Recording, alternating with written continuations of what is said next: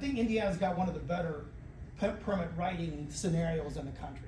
Okay, it's very clear. I know what I'm looking for: when, where, why, and who. Okay, Texas, I can't find anything in Texas. Okay, so but here it tells you real quick. It tells you what you've got to do. Okay, and I look at it two ways when you do when you're doing a stack test. There's the compliance end of things where it says you've got to do it, but there's also the engineering end of things where you don't have to do it, but it's probably wise that you do. And we kind of encourage our clients to do an engineering test before they do their compliance test, okay? Because the last thing you want to do is do one and fail, okay? It's not just the penalty that you have to pay.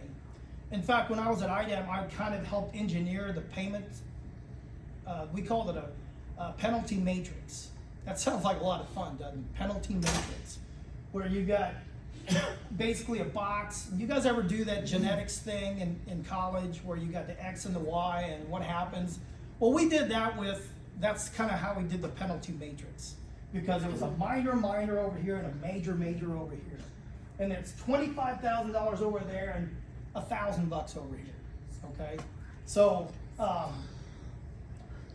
the other thing too is if it's an EP or if it's a federal source, an NSPS or a NESHAP, and you fail, EPA gets involved, and you don't want that region coming down on you. Okay, so that tells you why you got to do the stack test.